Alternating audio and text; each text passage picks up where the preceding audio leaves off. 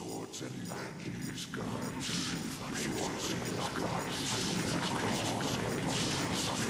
the fuck is this character? Hey, be a squid and subscribe to my mediocrity. How's it going, my squids? Today we're gonna be playing some Smite. We've got our favorite amphibious earthworm. What the fuck is Jormungandr? So I've been messing around a little bit with this guy, and this dude's kind of crazy. As you guys know, I do frag builds, I do the normal builds and whatnot. We'll go over the normal build at the end of the video, but we're gonna focus on the frags. The build we've got our very blue face build. Respect my spittin'. Get it? Cause he spits that goo. Get it? I'm so sorry, you'll never have to hear that again. Back to the build. So we've got our very blue build here. So we open up a Gem of ISO because I play Arena and Clash where it just doesn't fucking matter what the hell you build first. It really doesn't. Honestly, just Gem of ISO is a stupid item on this fucking character because you just slow them to a goddamn crawl and you just do a million damage and then you're just like, okay, I'm leaving, bye-bye. And then the rest is just kind of random garbage. You can probably swap out a bunch of this nonsense for other stuff, but I went for pure damage. And the reason I went Book of the Dead is for his second ability because he needs a little bit of charge up time. So since you're very like squishy in this build and not very tank-like you're supposed to be, just having that little bit of a buffer to get the second ability proc off, or not proc, but the little charge up part, it's kind of good. Plus, I mean, 100 magical power. I mean, are you really gonna argue me on that? That's a stupid question. Somebody's gonna fucking argue me on it. Anyway, then we go into Soul Reaver for the obvious big dick damage, and the passive, which just, just Soul Reaver fucking works on everything. Like, you build this shit on King Arthur if it were possible, and it somehow worked. And then Rod of Djibouti, just big dick energy damage, and that's where we're at. What the fuck? Did they buff Rod of Djibouti? Was it always 150 magical power? What the fuck? Alright, so let's go ahead and move on over to the abilities, which is first is the passive, which is immovable. Basically, Jormungandr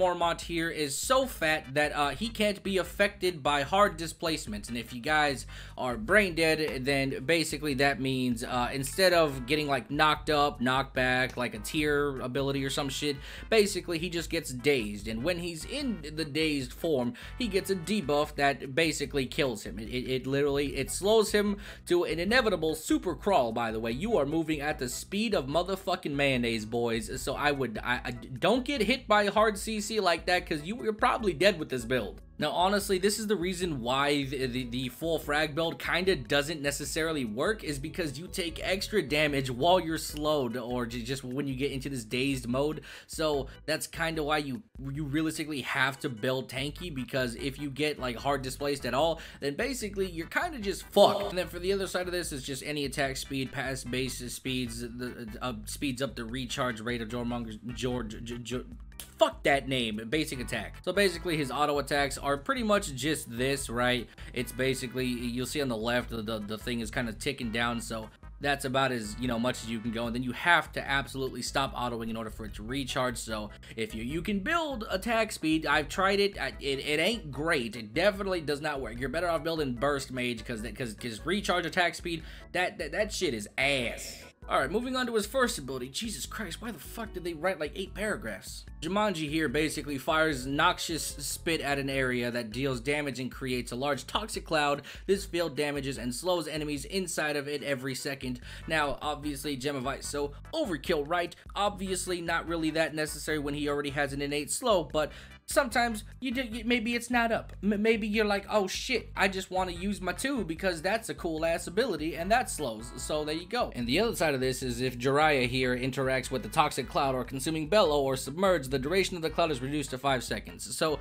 essentially, if you drop a cloud, right, it's it's got pretty decent range, by the way. Like this shit's like you can be sniping fools from 8 miles away. But basically, if you were to interact with this, like for example this, basically you pop your second ability, it absorbs bellow, and now it's only going to be up for like another couple seconds and disappear. So if you want it to stay on the field longer, don't interact with it. This will come into play later on, but that's kind of how it works. Holy shit, this is, what the fuck? Who wrote this? His second ability is Consuming Bellow, and basically Jeffrey Donovan draws power from toxic clouds nearby while channeling 1.2 seconds. At the end of the channel, fuck, I ran out of names. Djibouti Dubs roars, dealing damage to all enemies, trembling and slowing enemy gods by 30% for 1.5 seconds. Each cloud increases the size, Consuming Bellow, and it powers him up to 3, blah, blah, blah. Fucking, why am I reading this to you?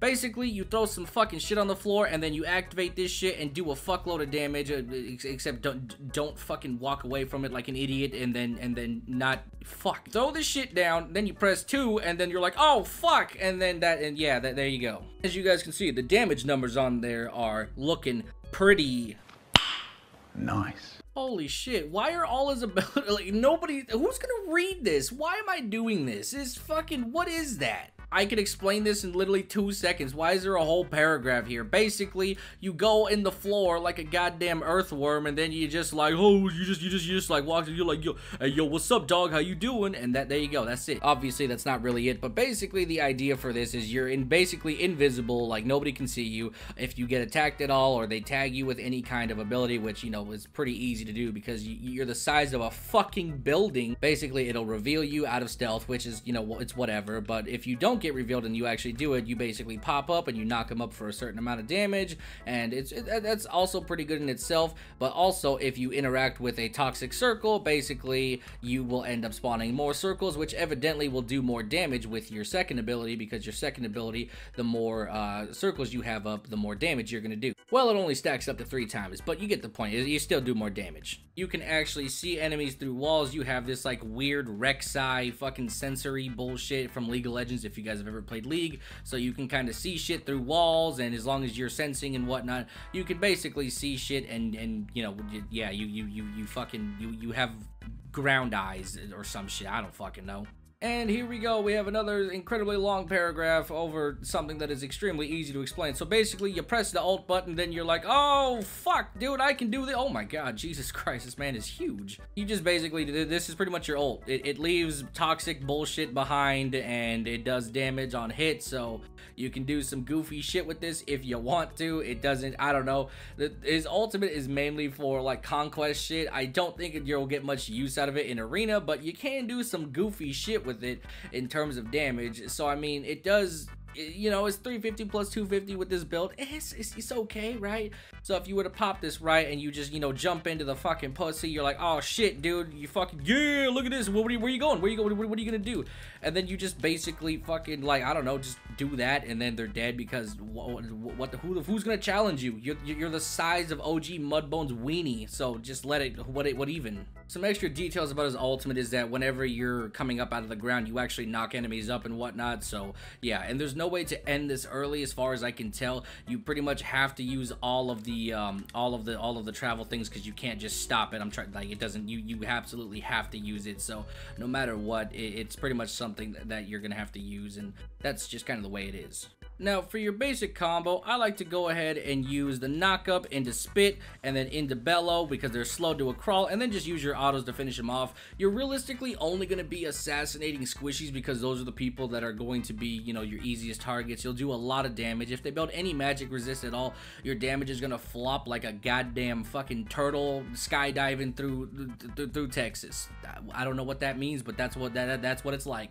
Which is, again, why the damage build kind of just isn't very great, but it's still fun to do if you can get some goofy shit going, or you get a stupid-ass team that just lets you get away with dumb shit. Now, on the other side of the spectrum, you actually have the more practical build, which is, this is what I like to run. I pretty much always run, like, Gauntlet of Thebes, just because it's always been a good fucking item, realistically. So, you can swap this out for whatever the hell you want. Like, you can build Breastplate if you want, or whatever, but I just like building Gauntlet of Thebes. I think it's a great item, and it is what it is. And it's pretty much just a standard tank build. There's not really anything special. I do keep Soul Reaver on him just because this does a dickload of damage, and I mean, that's kind of like it. Like, even in this build, right, on squishies, you're still gonna like tear it up and do quite a bit of damage. So just to, you know, showcase that real quick, you pop this, right, and I'm not even gonna throw down the toxic circle, which would have evidently done more damage, but that's the damage you're pulling off right there. And then you can still slow them. I would recommend building Gem of ISO, but the problem with building Gem of ISO in the tank thing is just,